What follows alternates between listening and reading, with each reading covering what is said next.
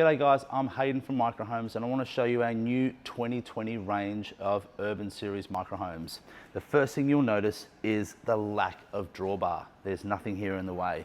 Our drawbar is a removable drawbar called Secure Bar, and it telescopically slides into the end of our chassis and it's removed upon installation. If we have a look over here, you'll see another microhome that's ready to go. We've got our drawbar on, wheels and tyres fitted, oversized gear on because we're so wide, and she's ready to go. That's what it'll look like when it turns up. But once it's installed, check out how low it goes.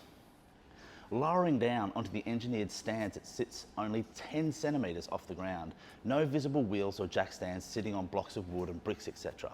And the stand system also allows for bolting down to prevent any wind uplift.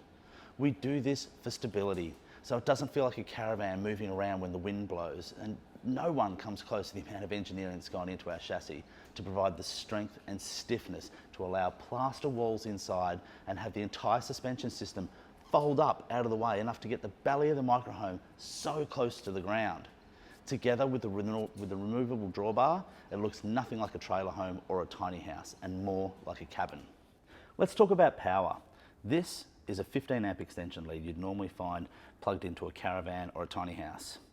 At MicroHomes, we use a 32 amp industrial grade power inlet system to safely supply power to your microhome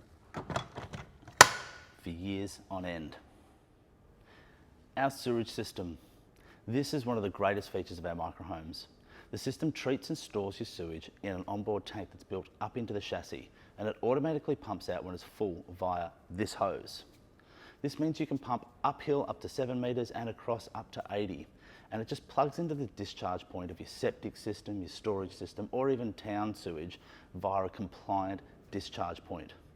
Why this matters is because you don't need to have huge trenches dug on your property to have gravity-fed sewage. You can pump it up a hill and simply plug it into the house that it's next to.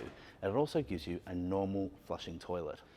Coming to the front of the microhome, guys, the biggest thing you'll notice are the huge 2.4 metre wide Bell 29 rated windows to let in as much light as possible, and surrounding that is our Bell 29 rated exterior.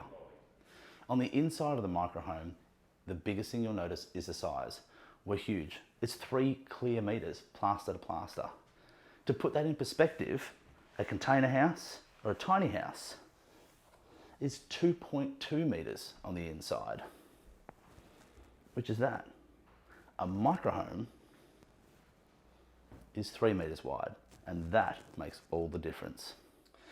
In the powder room, we have our super efficient flushing toilet with a 1.8 litre flush, and next to it we have our custom made joinery with our storage underneath.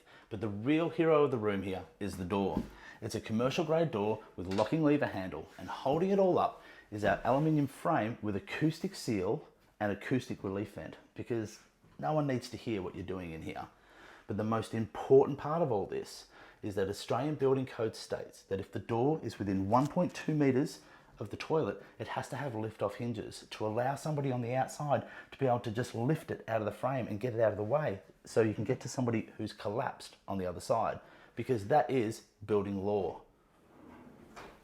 Well, there you have it, folks. A quick overview of the most basic features of our new range of microhomes.